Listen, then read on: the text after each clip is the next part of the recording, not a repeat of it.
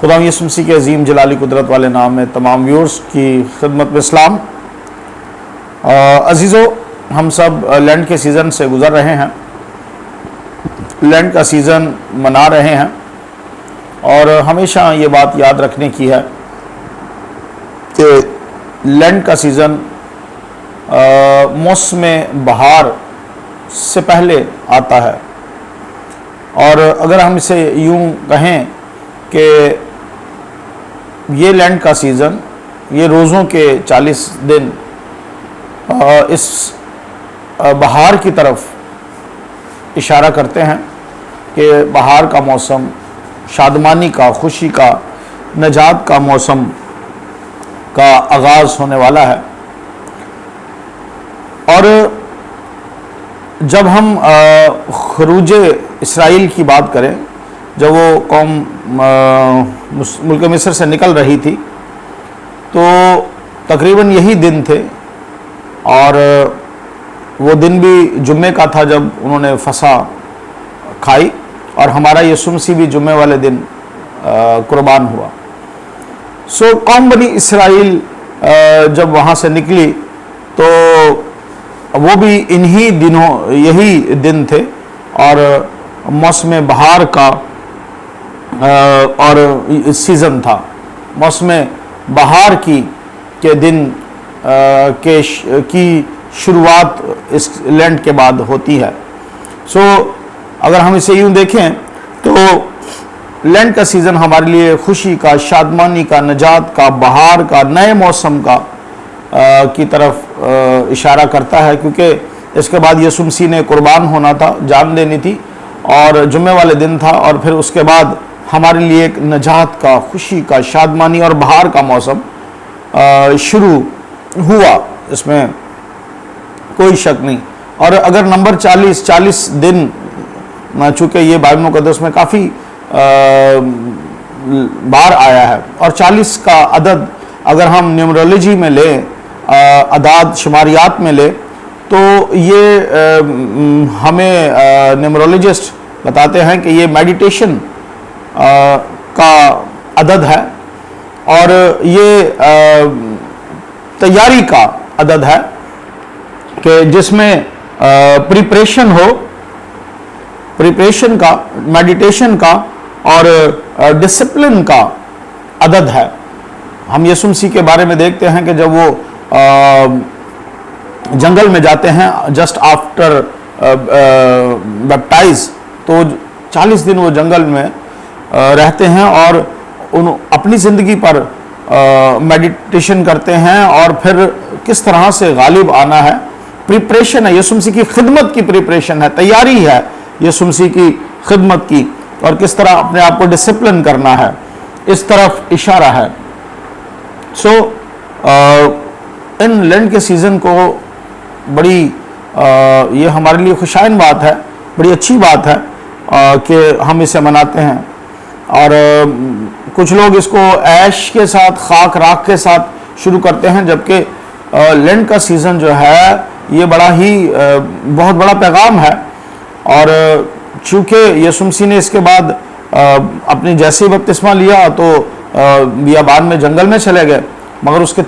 3 سال کے بعد یسوع مسیح نے جان دی خدمت کے بعد۔ مگر چونکہ اس کو اس طرح سے ڈیزائن کیا گیا ہے کہ فصح ہو، رہائی ہو، اور پھر اس کے بعد اس کو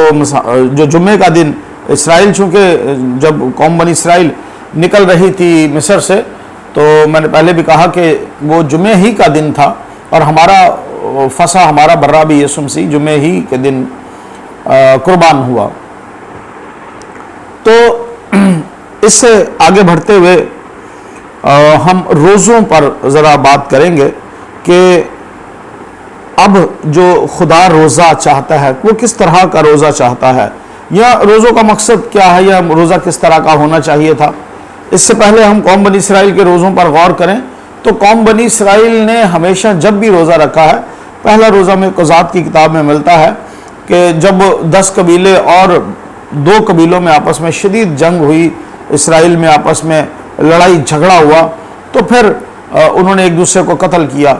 اور اسی طرح سے اور ہمیں دیگر روزے ملتے ہیں. آستر ملکہ کا روزہ ملتا ہے, اور پھر بیشتر روزے اسی لیے ہے کہ خدا انہیں مارتا تھا, خدا انہیں سزا دیتا تھا گناہوں کے سبب سے, نافرمانی کے سبب سے. حالانکہ یہ جو روزے ہیں ان کا ایک بڑا اہم اور گہرا مقصد خدا جو کے نزدیک ان کا ایک گہرا اور اہم مقصد ہے. میں زکریا کی کتاب کو پڑھوں گا, اور زکریا کی کتاب میں 7واں باب, اور ہم دیکھیں گے, یہاں غور کریں گے کہ خدا کس طرح کا روزہ چاہتا ہے, اور روزے کا مقصد ہونا کیا چاہیے تھا, اور روزے کس طرح کے رکھے جانے چاہیے, نہ کہ اسرائیلیوں کی طرح کہ وہ گناہ کرتے تھے, خدا سزا دیتا تھا, پھر وہ روزے رکھتے تھے کہ ہماری یہ آفت ٹل جائے, ہماری یہ مصیبت ٹل جائے, اور خدا کا قہر ہم سے ٹل جائے. پھر وہ خاک اپنے سروں میں ڈالتے, ٹاٹ اوڑھتے, اور پھر مٹی پر زمین پر بیٹھتے. مگر زکریا میں ہمیں ایک انڈیکیشن ملتی ہے کہ روزے کا ایک خاص مقصد ہے. پھر ہمیں اسے نئے عہد نامہ میں دیکھیں گے. زکریا 7واں باب اور اس کی 4 آیت میں لکھا ہے, تب رب الافواج کا کلام مجھ پر نازل ہوا کہ مملکت کے سب لوگ اور کاہنوں سے کہہ کہ جب تم نے 5ویں اور 7ویں مہینے میں ان 70 برسوں تک روزہ رکھا اور ماتم کیا, تو کیا کبھی میرے لیے, خاص میرے ہی لیے روزہ رکھا؟ ماتمی روزے قوم بنی اسرائیل رکھا کرتی تھی, ماتم کرتی تھی, دکھ جب وہ خدا کو فراموش کرتے تو خدا ان کو سزا دیتا, اور اس کے لیے یا اس سزا کو ٹالنے کے لیے یا اس کے بعد وہ ماتمی روزے رکھتے. مگر خدا یہاں کہہ رہا ہے کہ کیا تم نے میرے لیے, خاص میرے ہی لیے روزہ رکھا, میری قربت کے لیے روزہ رکھا؟ اور جب ہم یسایہ کے صحیفہ میں جاتے ہیں تو وہاں پر 58 باب کی 4 آیت میں لکھا ہے کہ کیا تم نے کبھی ایسا روزہ رکھا کہ تمہاری آواز عالم بالا پر سنائی دے؟ پھر 5ویں آیت میں لکھا ہے وہ روزہ جو مجھے پسند ہے. خدا کی پسند کا روزہ یہاں پر بھی ہمیں ملتا ہے کہ کیا تم نے خاص میرے ہی لیے روزہ رکھا. اور یسایہ میں بھی کہتا ہے کہ وہ روزہ جو مجھے پسند ہے کیا تم نے رکھا. اور پھر وہ دن جو خدا کا مقبول ہو, کیا تم نے ایسا روزہ بھی رکھا کہ وہ روزے کا دن خدا کا مقبول ہو اور تم خدا کے حضور مقبول کیے ہو اور خدا کی نزدیکی چاہو, یا اس روزے میں تمہیں خدا کی نزدیکی ملے, قربت ملے. تو اس کا صحیح مفہوم, اس بات کو سمجھنا ہے کہ روزے کا صحیح مفہوم جو ڈلیور ہوا,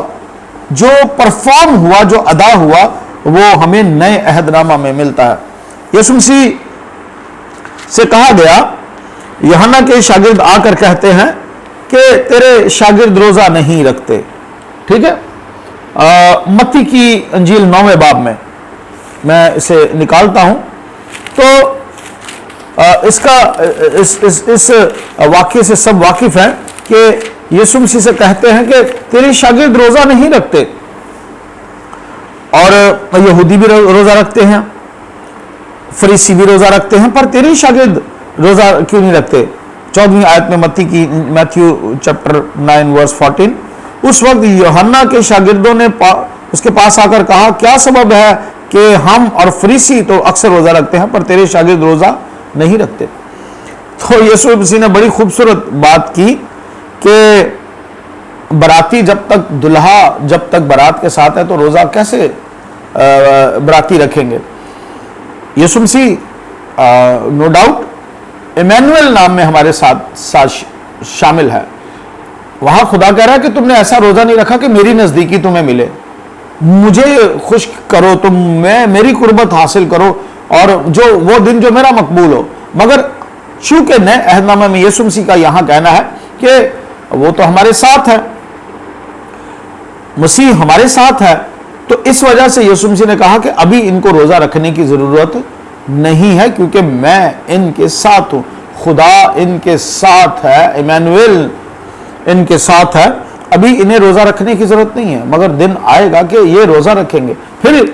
یسوع مسیح نے آگے کہا کہ نئی میں، اب اس بات کو ذرا غور سے سننا اور سمجھنا ہے کہ نئی میں، پرانی مشقوں میں نہیں بھرتے۔ اس کا مطلب یہ ہوا، اسے ہم یوں لیں گے کہ اب جو ہم روزہ رکھیں گے اس کے معنی ڈیفرنٹ ہے، ٹھیک ہے جی۔ نئے عہد نامے آج جو میں اس بات پر اکثر حیران ہوتا ہوں کہ آج بھی ماتمی روزہ مسیحی رکھتا ہے۔ ماتمی روزوں سے مراد یہ ہے کہ آج بھی دکھ کے روزے رکھتے ہیں، خداوند ہماری یہ مصیبت ٹل جائے، خداوند ہمیں یہ چیز مل جائے، خداوند ہمیں اولاد جیسی نعمت مل جائے، خداوند ہمیں ہمارے بچوں کو اچھے روزگار مل جائے۔ آج بھی ہم اس مقصد کے لیے روزہ رکھتے ہیں، مگر یاد رکھیے کہ ہمیں نئے عہد نامہ میں یسوع مسیح کا روزہ ملتا ہے، ٹھیک ہے جی۔ 40 دن کا میڈیٹیشن کا روزہ، پریپریشن کا، ڈسپلن کا روزہ ملتا ہے کہ یسوع مسیح نے خدمت میں جانے کے لیے اپنے آپ کو تیار کیا اور اس سے پہلے روزہ رکھا۔ اور اسی طرح سے آج مسیحوں کو وہ روزہ رکھنا چاہیے جس روزے کا مقصد ہماری روحانی ترقی ہے، دعا اور روزہ۔ یسوع مسیح نے کیا کہا تھا کہ یہ تاثیر کیسے نکلے گی جی؟ شاگرد نہیں نکال سکے۔ یسوع نے سے پوچھا شاگردوں نے کہ ہم کیوں نہ نکال سکے؟ تو شاگردوں نے کہا، یسوع نے شاگردوں سے کہا کہ یہ تاثیر بغیر دعا اور روزہ کے نہیں نکل سکتی۔ ایک اور ہمیں مثال ملتی ہے اعمال کی کتاب میں۔ اعمال کی کتاب 13ویں باب میں جب ہم آتے ہیں تو وہاں بھی ہمیں یہی روزہ ملتا ہے، ٹھیک ہے جی۔ آج ہم نے روزوں کے مقصد مفہوم بالکل ڈیفرنٹ بنا ڈالے ہیں، اور ہمارے بھی معذرت کے ساتھ ہی آلموسٹ ماتمی روزے ہوتے ہیں، ضرورت کے اور طلبگاری کے، کچھ مانگنا ہے، کچھ ہمیں چاہیے، خدا سے کچھ لینا ہے روزے رکھنے کے، روزے رکھ کر ہم، مگر چلے میں اس کو بھی برا نہیں کہتا، بٹ اچھا یہ ہو کہ ہم روزے رکھیں اور پھر خدا کے لیے تیار ہوں، اس کی خدمت کے لیے تیار ہوں، مسیح یسوع کے لیے۔ 13واں باب میں بھی ہم دیکھتے ہیں، اعمال کی کتاب 13واں باب اور اس کی دوسری آیت میں لکھا ہے، بلکہ پہلی آیت سے، انطاکیہ میں